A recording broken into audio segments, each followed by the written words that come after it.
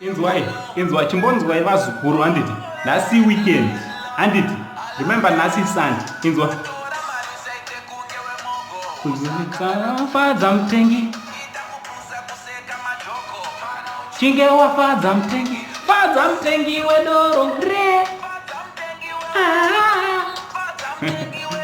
re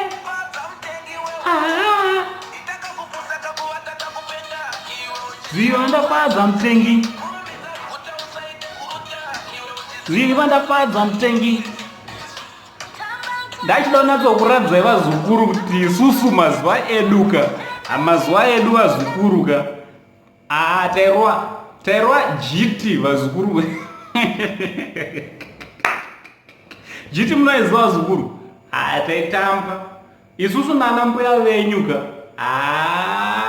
tainakirwa so hapana chekuregerera kunakirwa zukuru uchingwangowana mukana chete iwe nakirwa handiti muzukuru wangu right mufaro wangu tatimise nziyo dzevaridza ndinoziva dzokonzeresa hatidi kuzokonzereswa zvedu isusu handidi kukanganisa musha wevazukuru vangu handidi right kana umbasati wasubscribe to this channel I kindly ask you kuti muzukuru hapana chekumirira panapa ndo pazvinoitika ndo patinotaura nyaya dzese vazukuru handiti so hapana chekuregerera kusubscribe pachannel yenyu nauncle Saint Stephen handiti right inzwaika ndonombotaura zvishoma pamusoro pemumhanzi uri kupisa unonzi Fadza Mutengi wakaimboona Pop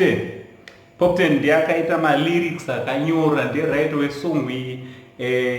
akazoimba nemusikana anonzi iye Alana right nziyo iri kupisa yakabikwa neanonzi Simplex Music so mazuva akapera kapane nyaya dzanga tichiitika tachidziona basa kuziva kwensekuru wenyuka handidi kutaura nyaya dzandisingazive nyaya dzandisingahwisise sezvemusic izvi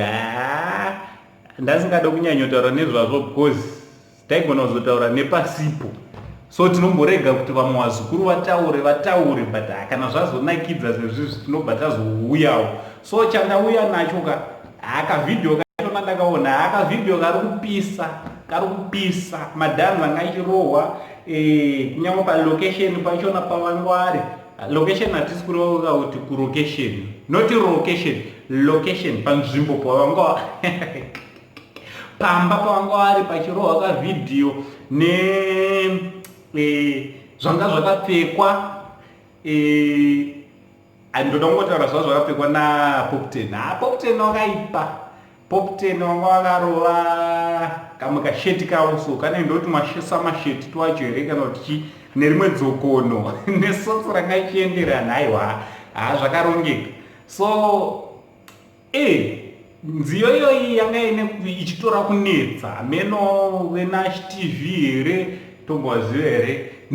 naiye Simplex namanager 1 manager wechikwata ichochi anonzaniko Pop 10 naAlana meno zvanga zvichiitika nyaya dzachona tinozonatsokuigirai kana dzave clear taakunatsoziva kuti zviri kubvepi zvichienda kupi pachandokoya nacho kavidhio kari kunakidza kavidhio kari kupisa let's support our own talent vazukuru handiti paweekend kudai unombotora umwe wako moita muchidi kana une umwe wako but kana wakaita sekuru ndiri ndega nechitokunakirwa ndiri ndega ndichitokunakirwa nemi vazukuru vangu handiti right inzwaika vazukuru ndakachiteerera malyrics ekanziva most of us maghetto youth vemuZimbabwe we are living panguva yatiri kuzviraramisa nemaoko edu so nziyo iyi yanga ichinzi Fadza Mutengi wedoro but kana usingatengese doro kana kuti usingatengese hako zvinodhaka handiti right iwe fadza mutengi wemagoods ako kana uri kucrossa border uchienda kuSouth Africa muzukuru iwewo fadza vanhu macustomers ako kana maborders ovhurwa here kana uri munhu anotengesa whatever zvaunotengesa fadza macustoma muzukuru handiti customer pane chatauro pamwe paimbwa naAlana achiti hanzi kunyangoende Alana here kana kuti handichanatsoziva, but pataurwa pane mashoko anoti hanzi mutengo wawanyange akataura zvinobhowa kana chero akatokuti chichi akatobvunza zvekabhebhi newe chitongoti akasimbi nyange chitoona kutoti akasi. So what am I trying to say? I'm saying fadza custom kuti zvinhu zvifambe muZimbabwe, kuti zvinhu zvifambe muZimbabwe nika,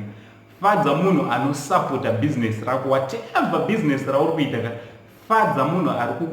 ari kukusapota. So nziyo iyi ka yangondimotivatewo kuti kunyange pakahaso kangu kadiki ka ndofanira kutofadza macustomers angu. Handiti so ngatitorei nziyo idzi tichipersonalizewo kulife kwedu kuitira paunenge uchiimba paunenge uchinakirwa uchidhanza ka unenge uchitoaiwa fadza mutengi wechakati chako, fadza mutengi kana uchitengesa masamusa, fadza mutengi wenyemba,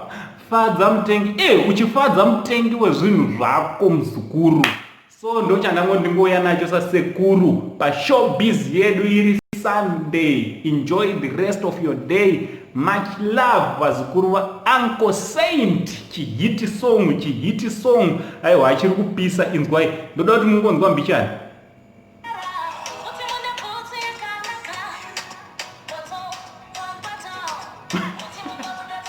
Taitamba kani? Taitamba.